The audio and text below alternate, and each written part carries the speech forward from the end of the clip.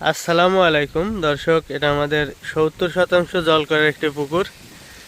এই পুকুরে এবার আমরা বাংলা মাছের সাথে মিশ্রভাবে পাবদা মাছ চাষ করেছিলাম। আমাদের এখানে মাছ বিক্রি করা হয়ে গেছে এবং এই পুকুর থেকে আমরা কত টাকা খরচ করে কত টাকার মাছ বিক্রি করেছি এমন হিসাবও দেওয়া হয়ে গেছে। তো আমরা এই পুকুরে গ্যাস ট্যাবলেট দিয়ে পুকুর ফালায় রাখছিলাম। এখন নতুন করে আবার মাছ ছাড়ার জন্য মেরামত করা হচ্ছে। আমরা এই পুকুরটা এবার আবার ইনশাল্লাহ বাংলা মাছের সাথে মিশ্রভাবে পাবদা মাছ চাষে দিব। তো এই যে আজকে চুন দেওয়া হচ্ছে। আমরা গতকালকে এখানে ব্লিচিং পাউডার দিয়ে দিয়েছি। এই 70% জল করে আমরা 5 কেজি ব্লিচিং পাউডার দিয়েছিলাম গতকালকে, এবং আজকে চুন দেওয়া হচ্ছে।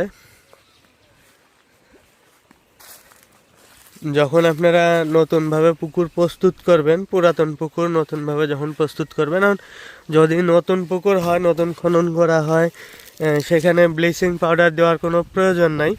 কিন্তু আপনাদের যখন পুরাতন পুকুর আবার নতুনভাবে মেরামত করে, মানে মাছ ধরার পরে নতুনভাবে ক্লিয়ার করে আবার নতুনভাবে মাছ ছাড়ার জন্য প্রস্তুত করবেন, সেই সময়টায় চেষ্টা করবেন আপনারা পুকুরে ব্লিচিং পাউডার দিয়ে দেওয়ার। ব্লিচিং পাউডারে জীবাণু নষ্ট হয় অনেক, পুকুরে পানি ক্লিয়ার হয়, মানে ভালোভাবে পরিষ্কার হয়। তো আমরা এই 70% জল করে আজকে 80 কেজি চুন দিলাম। তবে 80 কেজি চুন ভিজালে অনেক সময় 80 কেজি হয় না, কারণ দেখা যাচ্ছে যে অনেক সময় চুনের বস্তার মধ্যে অনেক পাথর বের হয়, যেগুলা চুনের ইয়াটা কমায় ফেলায়। মানে যে পরিমাণে দেখা যাচ্ছে যে চুনের টার্গেট করি যে আমি এত কেজি চুন দিচ্ছি, আসলে অত কেজি হয় না। তার কারণটা কি? চুনের মধ্যে পাথর থাকার কারণে।